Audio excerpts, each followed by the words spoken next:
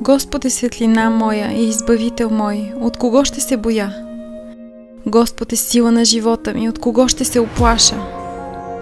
Когато се приближиха при мене злосторници, противниците ми и неприятелите ми, за да разкъсат тялото ми, те се спънаха и паднаха. Ако се опълчи против мене и войска, сърцето ми няма да се уплаши. Ако се повдигне против мене война, и тогава ще имам увереност. Едно нещо съм поискал от Господа, това ще търся. Да живея в дома Господен през всичките дни на живота си, за да гледам красотата на Господа и да го диря в храма му. Защото в лош ден ще ме скрие под покрова си. Ще ме покрие в скривалището на шатъра си.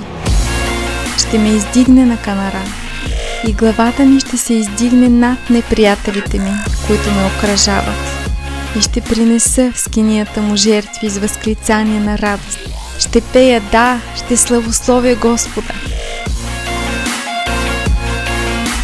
Слушай, Господи, гласа ми, когато викам.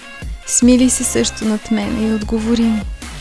Когато ти рече, търсете лицето ми, моето сърце ти каза, лицето ти ще търся, Господи. Да не скриеш от мене лицето си, да не отхвърлиш с гняв слугата си. Ти ми стана помощ.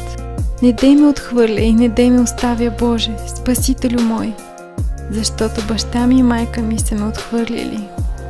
Господ обаче ще ме прибере.